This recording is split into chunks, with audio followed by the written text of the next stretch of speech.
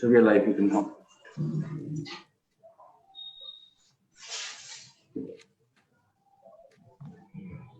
Yes. What's the name? We'll start now.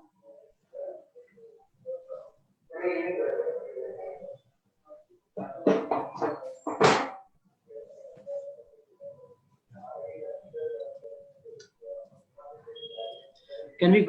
Yeah, I'm ready. Hi, doctor. Yes. Hello. I will start then.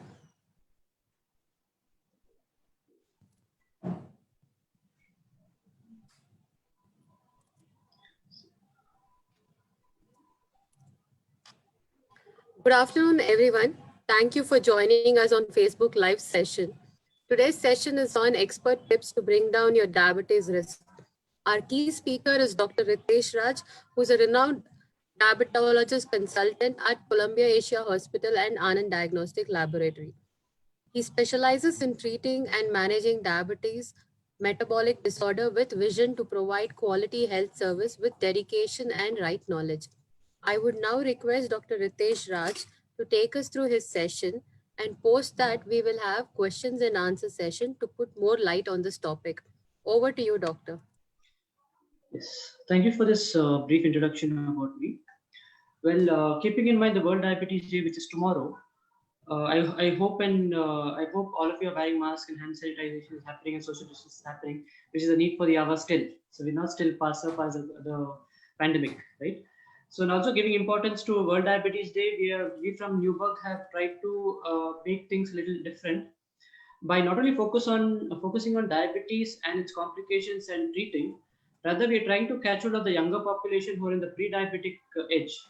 And this topic here, which I'm going to speak, not only helps in a person who's already having an established diabetes, but also for all those individuals whose blood tests might reveal as normal or pre-diabetic and who are not aware of the fact that they one day can become diabetic, or people who are enthusiastic to know whether are they prone for diabetes or not, or do they have a metabolic syndrome, the understanding about metabolic syndrome. So the talk of my main idea to speak today is to address all categories of population. It could be the young adult crowd, the middle-age group, or the people who have crossed a certain age who already having established diabetes. I think this topic should serve purpose for all the people who are listening here. So I would like to start my slide presentations now. Yes, it's about lifestyle diseases. So diabetes is a part of a whole spectrum of lifestyle diseases. And by that, I also mean to say hypertension, high cholesterol, dyslipidemia, obesity, women having PCOD or infertility issues to an extent is a part of lifestyle disorders. So also diabetes, which is the main topic for today, keeping in mind the World Diabetes Day concept, which is tomorrow. Now, this slide actually helps us understand a few key features. Insulin, as we all associate that with diabetes, also in the earlier days, probably when we were cavemen, had an evolutionary concept to it. In the sense, when we were starving those days and we were cavemen and food was not available in plenty, in such cases, insulin actually helped us to live longer by helping us to store the food that we ate into the muscle tissue, into the liver, and then into the fat. But as the centuries passed by and food was in abundance and we started becoming sedentary, insulin became a killer. The same insulin which was helping us to evolve or to live longer, today is killing us. So the blame is not on the insulin, but the lifestyle. So this gives us a certain understanding that our human bodies are ancient. The way we live is something modern. So can we bridge a gap? Can we just bridge the gap and with our concepts and knowledge so that we can break this barrier of ignorance which we are having and still continue our modern lifestyle and preventing the metabolic syndrome and hence preventing diabetes.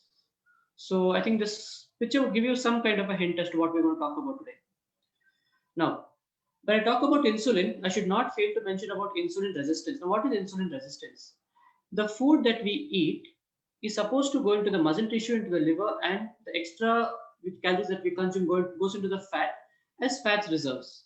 Now, because of the modern lifestyle and the changes which have happened over the last 50 years or a century, excessive food and not exercising has spiked up insulin too much in the body, which makes the body go into insulin resistance mode, which is a starting factor, a stepping stone for the whole cascade of metabolic syndromes which happens.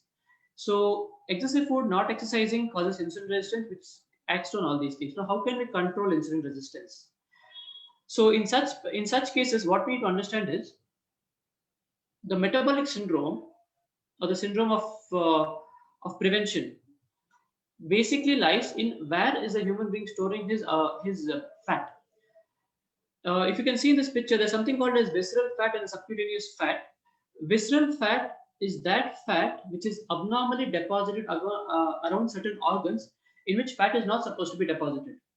So that is called as a visceral fat, and that adds to the metabolic syndrome, which could be hypertension, diabetes, PCOD problems, or fatty liver, or any such of the lifestyle disorders. So once you get this concept right, you'd be curious to know as to where you have deposited your belly fat or the excessive fat. So in this, yes. So I'll just give you a small do-it-yourself hint here. I would expect everyone to measure their heights in centimeters. For example, I take a standard Indian male of whose height is around 170 centimeters. You just subtract 100 from that number, so you get your ideal body weight. So if you're 170 centimeters tall, your ideal weight is supposed to be somewhere around 70 kilograms, plus or minus 5 kilograms, based on whether you want a lean body frame or a heavy body frame. And that is not the end. The next is your height divided by 2. So if it's a 170 centimeter tall person, he has to divide it by 2 and he gets his waist circumference. So approximately you get it at 85 centimeters, which is somewhere between 32 to 34 inches. So this is one of the parameter which tells me whether your deposition of the fat is in normal places or abnormal places. The most common visceral fat which we notice in our population is in the tummy or in the belly. So if your waist circumference is not half of your height, even without a blood test, you can somewhere assume that you might be in a metabolic syndrome. And hence you start working and thinking as to how you get a physical test done. Then is when you need to visit your nearest lab and then get your blood check done for lipids, for fasting sugars or HbA1c, or hormone assays for PCOD problems and all such things. So this is the first thing which if you can follow, I think I'm doing justice to this particular topic. So kindly do remember this rule. And are we all in acute metabolic syndrome? And the answer is yes. All the people living in this world today, if you're not able to maintain a 150 minutes of exercise regimen per week, and if you're not diet conscious, in the sense that you might be eating 3 meals a day, 2 meals a day, or probably 6 meals a day, but if you're not sure of the glycemic index of the food that you're consuming, that means silently you are still in the queue of metabolic syndrome, whether you appear obese or not. You need to rethink your drink. Basically, this slide which I'm trying to put on to is everyone would have consumed one of the products which is mentioned here, but had we really thought as to what glycemic index these foods would have? Now the question is, what is the glycemic index? I'll move on to this slide.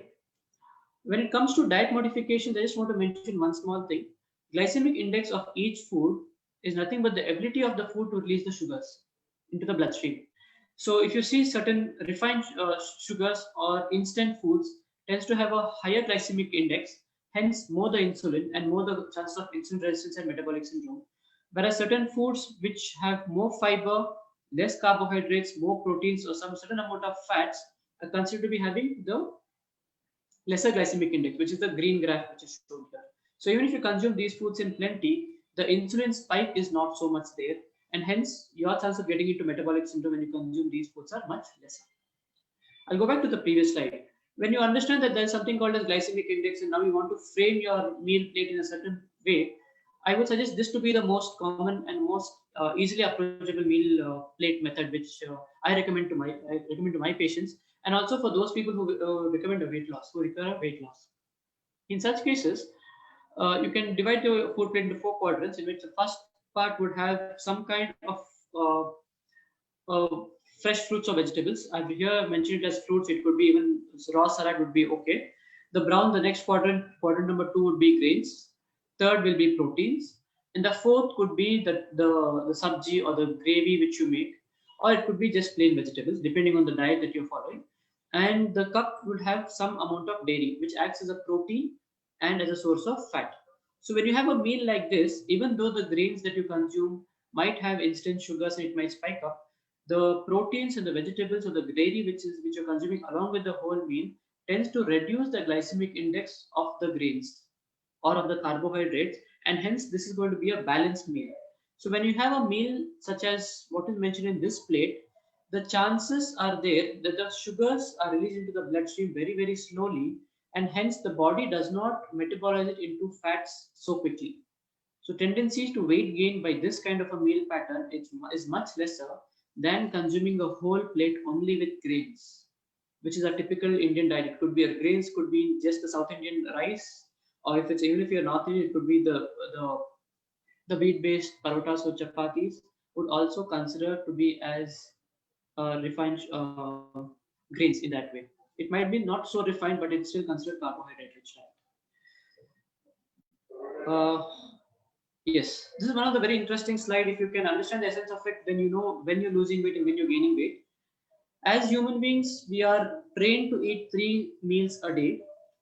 And whenever you consume a meal, it could be breakfast, lunch, or dinner, till the time the food gets digested and the blood sugar comes back to normal, you are in the insulin stimulated fat formation mode.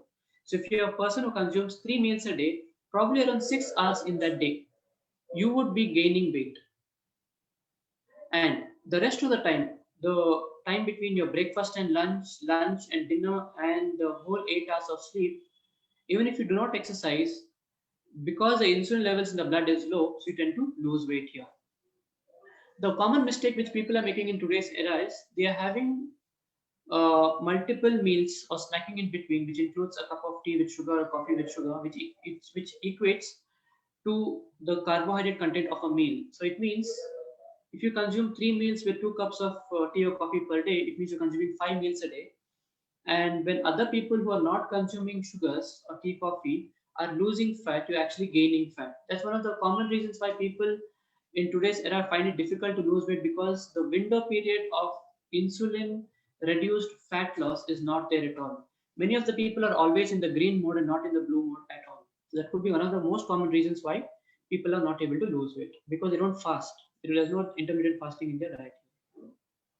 Now, coming to children and obesity, this is the most important topic which I want to discuss with young adults who are here. The rule is, if a parent is diabetic, there are most likely chances the child also ends up being a diabetic, usually similar to the age that the parents became diabetic. If the father is diabetic at around 45 or 50 years, most likely the child might become diabetic around the same age. So once a child knows this, he can go back to my third slide, which shows about the height and weight measurements, and if he can shed his weight down by around 4 to 5 kilograms, then he halts the progress towards diabetes. Or rather, he can postpone diabetes by 10 or 15 years beyond what his father got diabetes at. So he can probably predict that if father becomes diabetic at 45, the child can postpone it to 60 years, or else some children tend to prepone it to even 28 to 30 years because of the obesity. So in this way, it is very important for children or young adults to keep in mind one thing: what is insulin resistance, metabolic syndrome, are they having a flatter waistline or they having a larger waistline, and how much of diet exercise is happening in their lifestyles. Now, why did I put this slide which talks about cancer? The topic of discussion today is not only limited to diabetes and metabolic syndrome. We should also understand one concept is insulin is an anabolic hormone which tends to promote cell proliferation. And when this goes uncontrolled, it can also turn into tumor. So there is a small study which shows that high sugar intake makes the body produce more insulin, and this extra insulin can trigger cancer, though you need not directly equate it, but there is one of the factors for cancer, like how we say smoking or any toxic substances can cause cancer. Insulin can cause, because by nature insulin tends to multiply the cells. It tends to hypertrophy the cells, in the sense the cell size becomes larger, and tumor is one of the way it is said that cells multiply at a faster rate, and insulin is one of the feeding factor. So the same foods which are cancer causing are usually linked to the same foods which are also causes diabetes. So there's a link between food, insulin, and tumor. So I was very happy when I get this slide to add it here so that people have awareness about what sugar can cause. So indirectly, sugar can also lead to cancer. Now, how organized is your system? So this is what you need to self-check.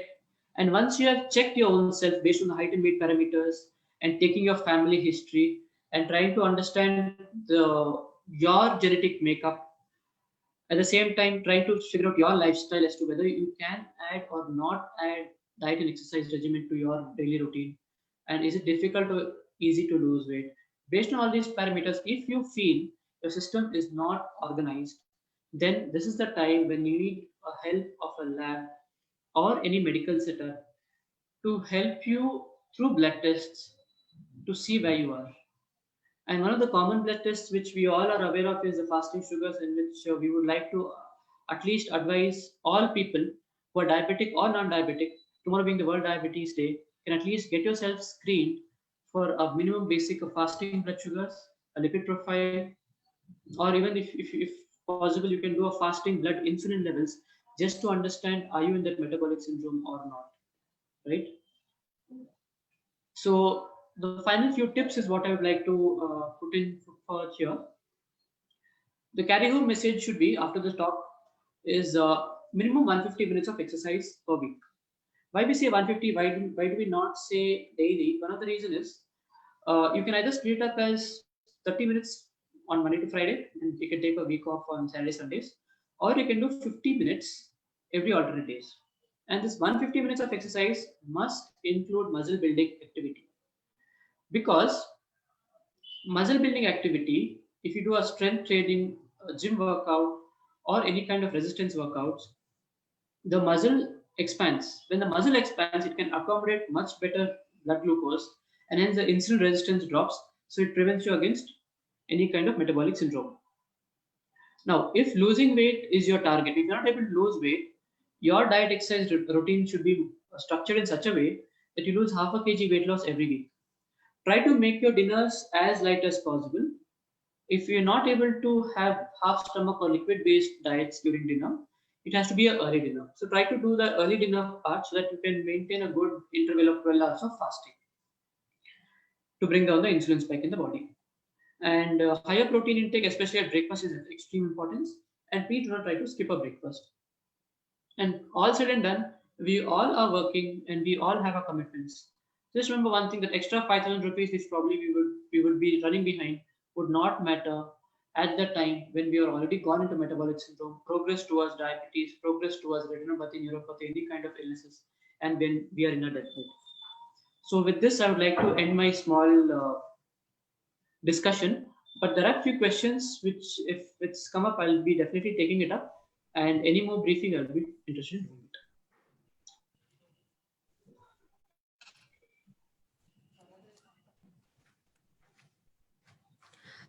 Thank you, Doctor. Thank you for a very informative session. Of course, it has been very beneficial to all of us. There are few questions which has come up. The first question is fatty liver a part of metabolic syndrome? Yes. Fat liver is indirectly, fat liver is diagnosed by based on ultrasound. So indirectly tells us the belly fat. So the whole fact that a person has a fatty liver in the abdomen scan itself means that his blood sugars are probably high, and if he does a fasting, sugar is already in the pre-diabetic range. So such people need to be careful, and they should not be wasting much time. There's no intervention needed for fatty liver. There's no medication which is needed. Just that the person is asked to lose 7% of his total body weight. 7% since if it's around 70 kgs, he needs to lose 4.5 to 5 kgs to reverse that fatty liver. Okay. So another question that we have is, do all people with large waist circumference are prone to diabetes? Most of the people, yes, because that is the most favorite organ for human beings to store. The belly fat is the commonest area where people tend to store that excess fat. So when you come across that people are leaner during their younger years, and then as they turn 35 or 40, they start getting waist circumference being larger, itself means that they're progressing in the metabolic syndrome. They're in the 5 years of metabolic syndrome phase, and the 6th year could be the phase of diabetes. So all such people need to be alerted. They can check that same tips which I shared on the screen to check their waist circumference. Men, I think it is said that men above 100 centimeters of waistline and women more than 90 centimeters of waistline are already having metabolic syndrome, and they might further be prone for any of these metabolic illnesses, especially diabetes. Yeah, so as you mentioned in your presentation, following that food pattern with the diet plate which you showed and a regular exercise would be very beneficial. Very beneficial. Yes. Okay. Another question which we have is, about PCOS and PCOD. So along with that, how do we manage diabetes? Yes, many women in today's era, even the young adults or even the leanest of the leanest women we have seen suffer from PCOD. The problem in such individuals is PCOD also can contribute as a part of a metabolic syndrome in which these women might have a high levels of insulin. So probably because the lean muscle mass which the women have and the high carbohydrate diet, though they've not physically become obese, because the lack of muscle tissue, the insulin resistance has been generated in these kind of people, in which the extra insulin which is being generated by the body converts the male hormones into female hormones and the female hormones into male hormones. So this hormonal disturbances is mainly because of the precursor insulin. So like how we say fat liver is a part of metabolic syndrome, PCOD is also a part of metabolic syndrome. Of course, women with PCOD need to consult the gynecologist, but the main baseline is diet exercise, which definitely helps. Okay. I think all of us have this one doubt, like, if our parents or grandparents are diabetic, then at what age could one of us get, diabetes? Or is it like surely that we will get diabetes? Surely, yes, because it's already there in the hereditary pattern. So whatever we are is kind of the genes which we are having is basically based on the parents only. So the only other likelihood that you might not get is one of the parent is having and one parent's lineage do not have. So it depends on which genes is more stronger or more dominant in you. So in keeping that in mind, or just generalizing things, if one of the parent is diabetic, most likely will be getting diabetes at the same age. But if both parents are diabetic, then definite chances that you might get one. So the question is not about anticipating diabetes. The question is what can you do about it. So by me sharing this knowledge that the parents' history of or the family history of diabetes is important, is not to scare people, but just to help them understand two things. Children born to diabetic parents tend to store more fat around the belly. So these are the people who need to be more focused than other counterparts to do more of muscle building activities. And there's always predisposition for these children to somehow bypass the liver and the muscles and directly go into the fat, the food that they eat. So when you're aware of this, what works in your mind is, can I do something about it wherein my body starts pulling the food that I eat, the blood sugar which is formed directly into the muscle tissue. That happens when you start doing weight training. So physical activity, weight training, a structured program is very essential for all children born to diabetic parents, especially during the adult. Right? So in that way, this knowledge about family history helps you to understand which kind of exercise regime actually helps you and which are those foods which you can probably think of avoiding. Don't let the other population enjoy because probably their parents are not diabetic in 100 years. So even if they had a worse kind of a lifestyle, still they would not get diabetes in 70. But whereas if a child is father is having diabetes 40, he's most likely to get it at 28 if that's the case. Okay, that so early. your eating patterns that early, yes. So your eating patterns and your way of lifestyle should not be in accordance to the environment of the peers, but in accordance to your genetic lineage which comes from you. So this I want all adults to understand, that do not look at peers and follow your lifestyle. Try to look at your ancestors and then follow the lifestyle. If your ancestors have no diabetes whatsoever, probably you can little relax if you wish to. But so when you say hereditary, and would it be necessary that it has to be only father's side or mother's side, or it is both the lineage you need to keep a check. There could be skipping in generations, but most likely it has to be watched for. And look at people can look at your own cells. You usually are either very lean in younger age group, and suddenly in your middle age you just gain weight.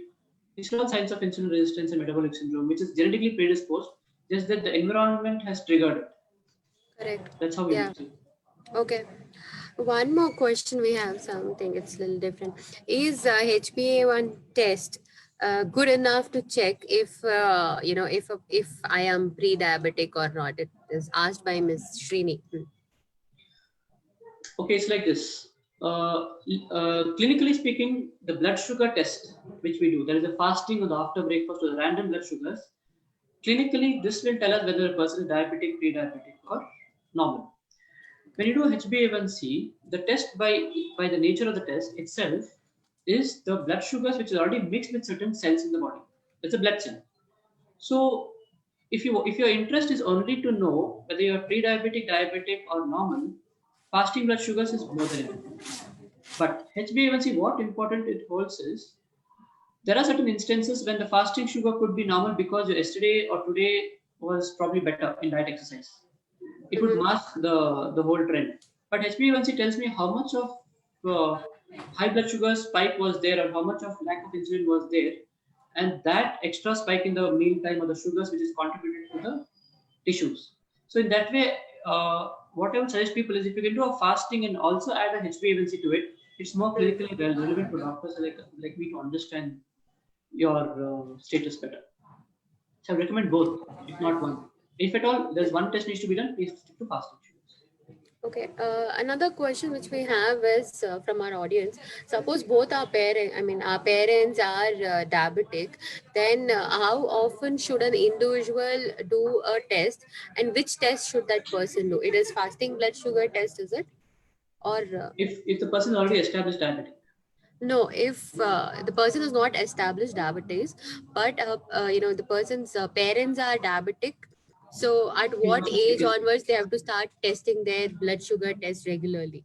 So once the person feels that he's already overweight by certain kgs, especially around centralized obesity is there, and he's confident that his diet exercise is not good, so probably after 16 years of age, anytime they can start doing the fasting blood sugar. That early, is it? Okay. Because the other thing is, especially women, young girls who are in their teenage, 13 to 16 years, they are mostly suffer from PCOD.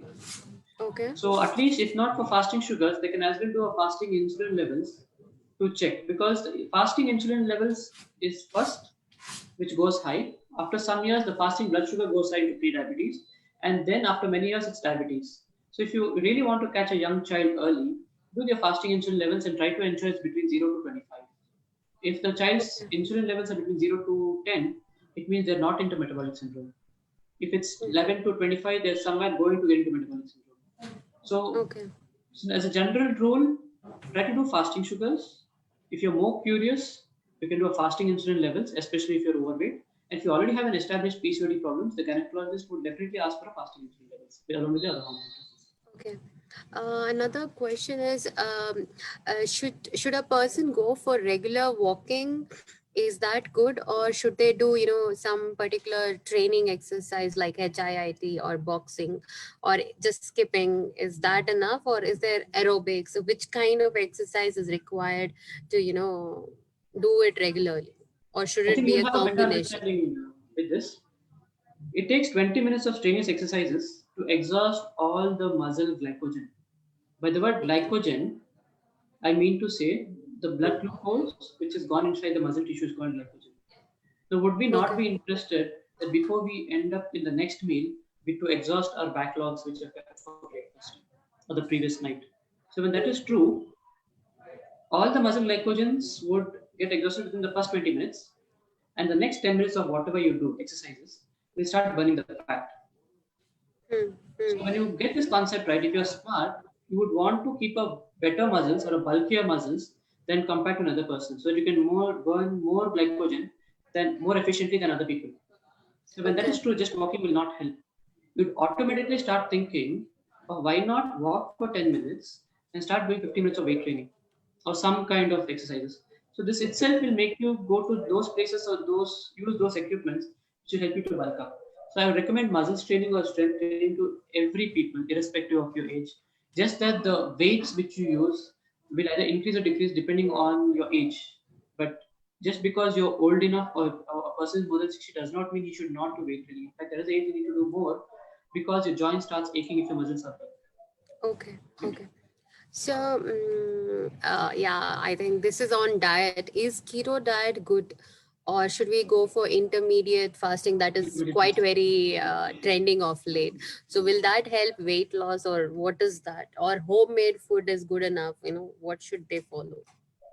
Keto diet is very good for people because of the fact that people eat full stomach. See, basically, we all live to eat. You cannot expect a human being not to just have half his stomach full and work good. It's not going to happen that way. The advantage of keto diet is they allow you to eat full stomach, get their satiety centers triggered, get the feeling of goodness, the feel good factor, so that you are good to go for the next 3 to 6 hours.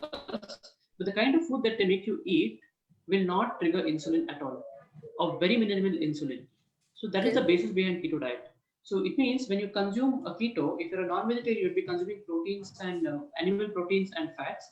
And if you're a vegan or a vegetarian, you'll be consuming plant-based proteins and fats. Fats and proteins do not need insulin so much quantity to get the blood sugars down, because it has a slow sustained release of sugars. So what I mean to say is, a keto diet, people who follow keto diet tends to save or conserve their insulin.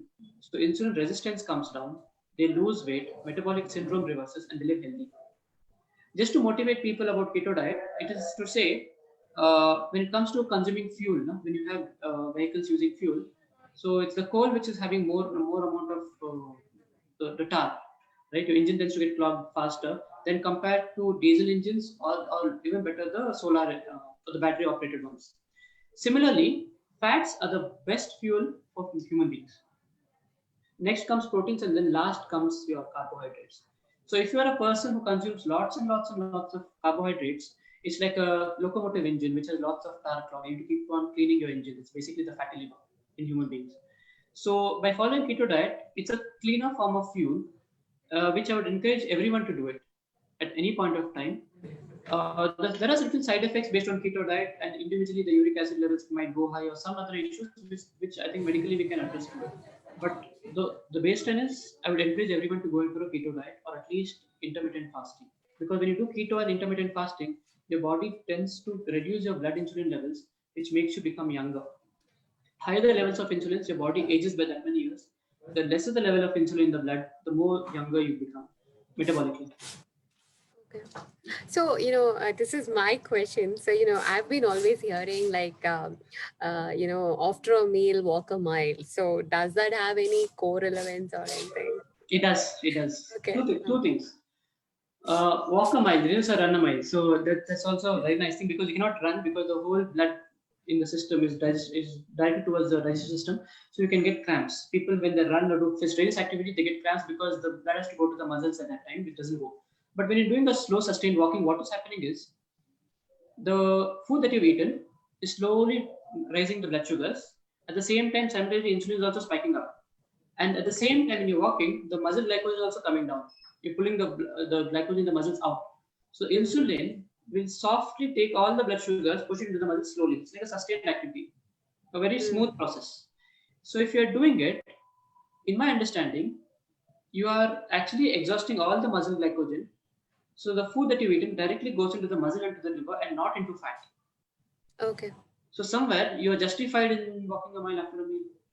So, should we walk a mile? I mean, just asking. So, should we walk a mile like breakfast, lunch, dinner, or is it only during dinner?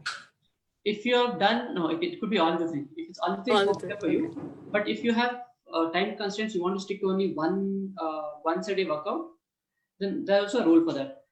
If you walk for let's suppose half an hour, or for a certain time, let's suppose half an hour, the muscle has a tendency to pull the sugars for the next 24 hours. So you need not walk for the next 24 hours. The glycogen is already exhausted. But if you, in the same half an hour, if you do muscle training activities, the muscle will pull the blood sugars into itself for the next 48 hours. Okay. So you get more benefit if you do muscle training and then to just walk. So now the question is, a normal person, does he want to walk after meals or before meals?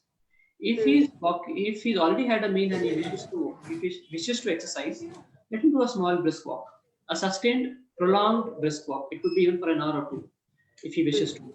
Now, if he is deciding that he wants to exercise before a meal, then, and if his time is short, he can just do a 10 or 15 minutes of HIIT, that is high intensity interval training. But then what I mean to say is, if in case you have a cycle, you can cycle fast for a minute and slow for 3 minutes, cycle fast for a minute, slow for 3 minutes. Or if you have a stairs, you have a flight of probably six floors, you can run up 3 floors, walk for 1 floor, run up 3 floors, walk for 1 floor. My God, okay. You're getting it now, so that you get Yeah. that. That's The a lot. pulse wave. If you can do that before the meal, you already exhausted the glycogen stores of the breakfast. So your whatever meal you consume goes into the muscles. And you notice by the weekend, if not gaining weight, you might even tend to lose that weight. And you look a Okay. little more bulky when it comes to muscle tissue. Okay. That is the importance. And HIIT always, remember, HIIT always has a cardiac benefit. Heart likes when you do this HIIT, high intensity interval training. It means you're not supposed to work your heart in a single pace. You need to run and stop or sustain. It has to be sustained. It Okay. triggers a sympathetic and passive.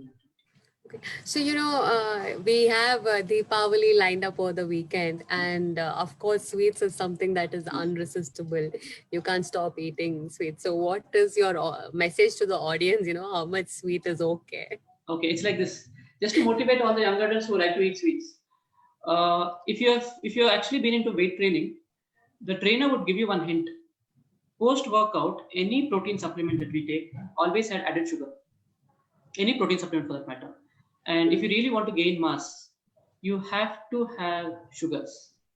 So if it's Deepavali and if you really want to have sweets, I would recommend it as a post-workout meal. It means if you're really pumped weights for 45 minutes, it really worked out well in the gym. And then if, let's suppose you have a little bit of protein, either vegetarian or non-vegetarian protein, and then you take that extra serving of sweet or whichever that you want to consume, you're actually going to build muscles. So if you understand sugars and insulin the right way, you know where to place your meal and you can still enjoy your food. It's not about restricting. It's not about saying not to eat. It's about when to eat and what to do before that. Okay.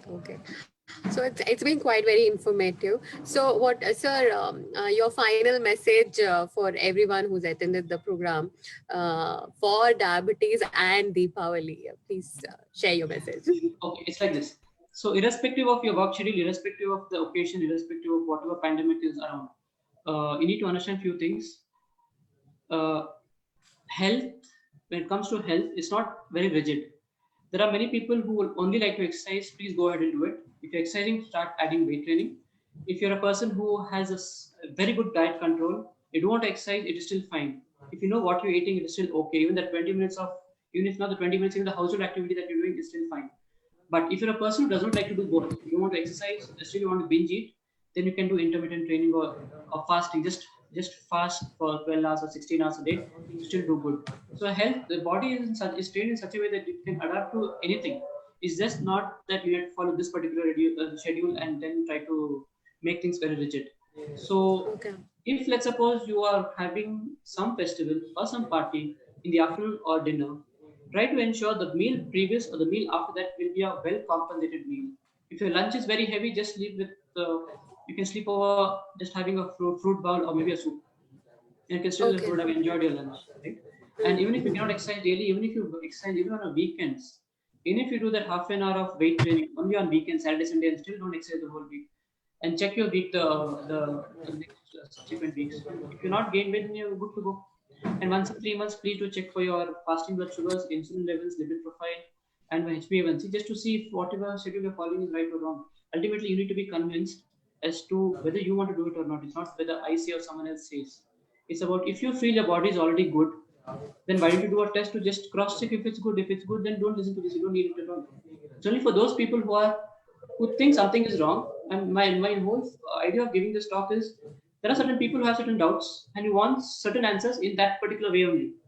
So I'm talking, you have got certain things, you have got certain points, and if you feel that is right for you, just go ahead and do it. You'll get results. Yeah, correct. Okay. So thank you, doctor. Thanks for the very, very informative session. So, and thanks for all the audience who have attended our program today. Thank you, sir. Thank you so much.